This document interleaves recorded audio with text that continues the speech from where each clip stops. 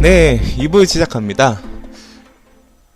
그럼 제가 말씀드리고 싶은 건 이겁니다. 일반적으로 구도심의 개발은 재개발, 재건축 혹은 별도의 개발이 된다고 하더라도 이 재개발, 재건축을 벗어나지 못하는, 예를 들어 보면 그 가로주택 정비 사업도 우리 그 단독주택 재건축과 일반 소형 재개발을 합친 거죠. 그런 형식으로 밖에 수복 재개발을 할 수밖에 없습니다. 수복 재개발을 하지 않는다고 하더라도요. 수복 재개발이라는 건 뭐냐면, 이거는 부동산학 개론에 나와 있는 그 용어인데요. 그냥 뽀개고 다시 올리는 거를 수복 재개발이라고 합니다. 네. 그런 형식으로 가지 않는다고 하더라도, 일반적으로 정비라는 것, 도시 정비라는 것을 할 수밖에 없기 때문에, 네, 거기에 대한 시세차익 부동산으로서 접근을 하는 경우가 상당히 많았죠. 그래서 빌라를 실제적으로 임대수익형 부동산으로 보는 건 아니다 라고 저는 생각을 했습니다. 근데 많은 사람들이 임대수익형 부동산으로 본다고 하더라고요. 빌라는 일반 오피스텔보다 그 매가보다도 일반적으로 수익률은 높은 편입니다. 수익률은 상당히 높은 편이고요.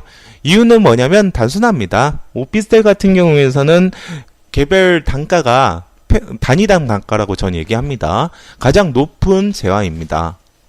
즉 가장 쪼개놓고, 가장 적게 쪼개놓고, 뭐 6평에서 7평 사이죠. 쪼개놓으면서도 비싸게 팔아먹을 수 있는 게 바로 오피스텔이죠.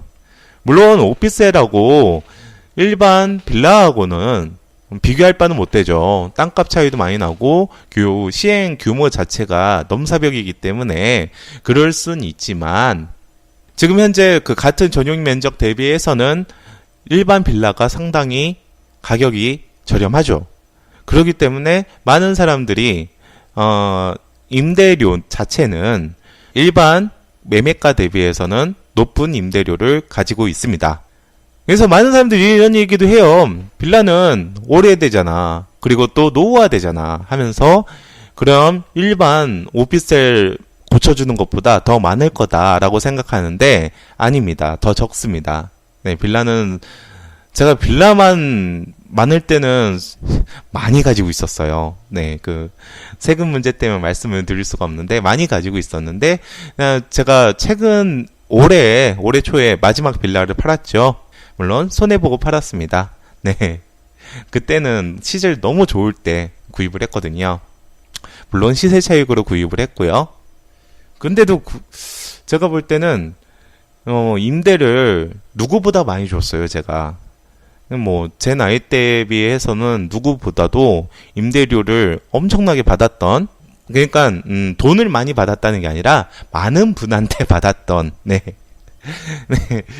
이자로 다 나가고 그랬죠. 그때는 이자가 되게 높았거든요. 특히 그때 제가 한참 매집 활동을 할 때는. 그렇기 때문에 저는 임대수익형 부동산으로는 조금은 아니다 라는 생각을 하긴 합니다. 그러면은 재개발을 바라보고 오매불망 바라보면서 구입하는 게 빌라냐? 그것도 조금은 부정적이긴 합니다. 제가 김 PD님하고 처음에 방송을 시작할 때는 재개발에 대해서 중점적으로 말씀을 드렸죠. 네, 재개발은 되는 데만 됩니다. 쉽게 말씀드려서 되는 데만 되는데, 제가 이런 말씀도 드리고 싶어요. 모든 구도심은 개발 압력이 진행이 될 수밖에 없습니다. 개발 압력이 상당히 진행이 될 수밖에 없습니다. 그렇기 때문에 이 어느 지역이든 구도심을 개발하기 위해서는 수용을 할 수 없기 때문에 재개발, 재건축 같은 그런 개발이 필요할 수밖에 없고, 그런 것들이 활성화가 되게 된다고 한다면 빌라에 대한 시세 차익도 바라볼 수 있는 시절은 올 수도 있습니다. 하지만 그거는 조금은 무리라고 볼 수 있죠. 현재로서는요. 그렇기 때문에 빌라는 지금 현재는 제가 보기에는 아주 보수적으로 접근을 해야 되긴 합니다. 네, 보수적으로 접근하긴 합니다. 오피스텔하고 빌라의 차이점. 오피스텔은 공급이 상당히 많죠. 물론 빌라도 상당히 많습니다. 대신에 오피스텔에 비해서 빌라 공급은 적은 편이죠. 오피스텔은 폭증을 한 거고, 물론 오피스텔 플러스 도시형 생활주택까지 포함을 한 겁니다. 그렇기 때문에 일반적으로 오피스텔은 시세 차익이 거짐 힘듭니다. 네, 상당히 힘듭니다. 빌라는 그에 비해서 시세 차익이 괜찮았던 시절도 있고요. 특히 실수요자 시장이 형성이 된다고 하더라도 오피스텔보다는 가격이 오를 수 있는 여지가 있죠. 물론 말은 그렇게 하지만 네. 저는 빌라에 대해서는 상당히 부정적이에요. 그래도 시세 차익을 보고 접근하시는 분들, 그리고 거기서 시세 차익을 봤던 분들도 상당히 있지만, 저도 지금 빌라를 하나 가지고 있긴 해요. 네, 가지고 있긴 한데 애는 안 팔 거예요. 네, 애는 안 팔 거예요. 애는 2배 뛰기예요. 확실한 거는. 그리고 비과세 요건이 되기 때문에 뭐 문제 없을 거고요. 세금은 안 나올 것 같습니다.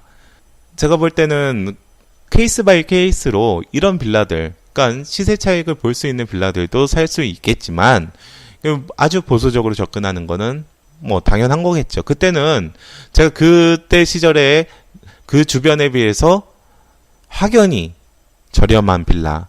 왜 그러냐면 빌라는 서민층이 많이 살잖아요. 그렇기 때문에 급한 불을 꺼주는 대신 가져오는 빌라가 상당히 많았어요.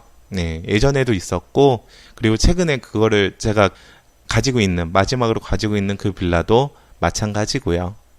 이제 임대를 줄까 생각 중이, 아니면은 올수리에서 팔까 지금 생각 중이긴 합니다. 여하튼 제가 말씀드리고 싶은 거는 빌라는 시세차익 부동산으로도 지금은 그렇게 효용이 있진 않지만, 그렇다고 해도 이거는 임대수익형 부동산으로서는 별로다 라는 생각을 합니다. 물론 트렌드가 바뀌었는데, 빌라라는 게 임대수익형 부동산으로 트렌드가 바뀌었는데, 제가 지금 그것을 간파하지 못한 것도 하나의 방법일 수도 있고, 이유일 수도 있고요. 일장일단 다 있는 것 같아요. 네. 그리고 제가 아시는 투자자분들도 빌라로 임대수익형 부동산, 네, 형식으로 투자를 많이 하신 것 같고요. 자, 이야기는 여기까지 하고요. 근데 너무 시간이 적네요. 8분뿐이 안 되네요. 자, 그러면은 다시 다른 부동산 이야기를 간단하게 드려보는 게 좋을 것 같아요. 네. 자, 한번 볼까요? 네. 우리 지금 핫한 부동산, 네, 뉴스를 하나 얘기를 드려보도록 하겠습니다. 그 LTV, DTI 대출 규제 강한 청날 지켜보자. 서울 전 지역을 비롯해 투기 수요가 많은 청약 조정 대상 지역 40곳에서 아파트 담보로 비울 수 있는 대출 금액이 3일부터 줄어들지만 이날 은행 창구는 비교적 한산했다.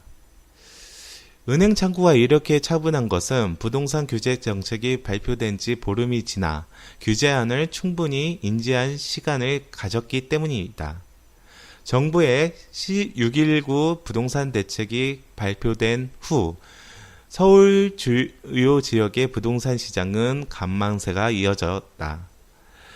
다음 달 정부가 가계대책 종합대책 발표를 보고 부동산 거래에 나서도 늦지 않다는 인식도 퍼졌다 라고 나와 있는데요. 제가 여기서 볼 때 가계부채 종합대책이라고 나와 있습니다. 가계부채 종합대책.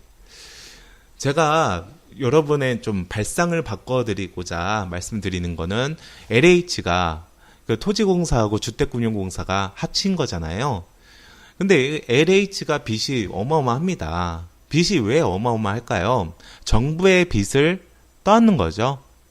주택공급이라는 주거복지에 대한 복지 그 정책에 그 천병으로 하기 때문에 거기에 대한 빚을 껴안고 있는 겁니다. 근데 제가 항상 말씀드리죠. 우리가 자산은 자본과 그 융자로 네, 그 나누어지잖아요. 네, 제가 볼 때 융자가 아닌 자산이 LH가 어마어마합니다. 당연하죠. 그렇기 때문에 그것을 팔아도 지금 현재 빚이 많다는 것을 씹어먹을 정도로 많다라는 것과, 두 번째, 가계부채가 우리 부동산 시장, 그 국가 경제에 어마어마한 뇌관이 되고 있죠.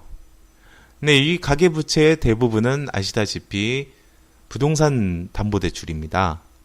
우리가 S&P나 피치사, 여기 신용평가회사가 그나마 지금 어마어마한 가계부채에 대해서 항상 지적을 함에 있어서도 신용등급을 그렇게 크게 보지 않는 이유는 바로 이게 담보대출이라서 그렇습니다. 우리가 생활 자금을 쓴다고 하더라도 담보대출을 쓰죠. 신용대출보다는. 그리고 또 신용대출을 끼고 그 담보대출까지 같이 낀다고 하더라도 일반적으로는 그 금리가 낮죠. 금리가 낮죠. 신용대출보다는. 그것 때문에 그렇다고 봅니다. 이게 우리나라의 뇌관이지만 그나마 킵을 한다는 반증이 될 수도 있는 겁니다. 물론 가계부채가 많다는 건 자체는 문제가 되는 거죠. 부동산은 언제든지 하락할 수 있는 실물자산이잖아요. 그렇기 때문에 국가에서 이게 딜레마에 빠지는 거예요. 가계부채가 많다는 것은 우리나라가, 대한민국이 우리의 경제 규모나 아니면은 선진국 형식에 들어섬에도 불구하고 부동산의 부가, 즉 부라고 하면은 자산이죠. 그 부가 일반 그 금융자산이나 그런 것들을 포함하더라도 70%가 된다는 것과 또 우리나라의 소송의 60-70%가 바로 모든 소송의 60-70%가 바로 부동산 관련된 소송이라고 본다고 치면 이거를 한 번에 죽일 수는 없는 거예요. 그렇기 때문에 많은 사람들이 가계부채 종합대책이라고 하는데 가계부채 종합대책이 8월 달에 진행이 되고 지금 관망세를 본다고 하지만 여기에서는 투기가열지구 자체는 지정이 되지 않을 거다라는 이야기를 드리고 싶어요. 투기가열지구는 일반적인 정상적인 부동산 거래마저도 맞거든요. 그런 부분들이 많이 있습니다. 네, 그렇기 때문에 제가 보기에는 이 가계부채 종합대책에서도 투기가열지구 자체는 막기가 힘들 거다라는 겁니다. 특히 만약에 이런 거 있어요. 강남 3구가 투기가열지구로 막히게 된다라고 했을 때는 아마 대폭적인 하락이 불가피할 겁니다. 네. 불가피할 겁니다. 그리고 강남 쪽은 LTV 비율이 그렇게 높지가 않아요. 강남의 그 아파트나 분양권들은 있는 자, 전주의 게임이었거든요. 그쪽 지역은. 그렇기 때문에 LTV 비율도 상당히 많지 않습니다. 물론 LTV 비율이 적다고 하더라도 그 금액 자체는 크겠죠. 하지만 다른 지역보다는 옛날부터 그랬어요. 11.3 대책 전후로 해서 그때부터도 자기 자본이 정말 많이 들어가기 때문에 강남권 아파트 하나 구입을 하려면 그렇기 때문에 이미 거기는 우리들의 세상이 아니었어요. 서민층의 세상은 옛날부터 아니었지만 그런 부분 때문에 11.3 대책에서도 피해 나갈 수 있었고요. 그리고 11.3 대책 때 만약에 요번에 부동산 투기가열 지구를 막는다라고 했을 때는 제가 보기에는 11.3 대책 때 만들어졌지 않았나. 그때 그걸 막았어야 했지 않았나라고 생각하고요. 지금 그거를 또 만지작거린다. 그 11.3 대책에도 만지작거리지 않았던 걸. 저는 그거는 좀 부정적으로 봅니다. 또 이게 부동산 종합대책이 아니라 가계부채 종합대책이라는 겁니다. 명칭이. 그렇기 때문에 부동산 대책의 최고병이라고 볼 수 있는 투기가열지구를 이 대책에서는 나올 수 있을까라는 거는 좀 부정적으로 보긴 합니다. 네, 시간 때우기 방송 끝냈네요. 네, 부동산 엑스파일 문인 신소장의 신소장이었습니다. 여러분 감사합니다.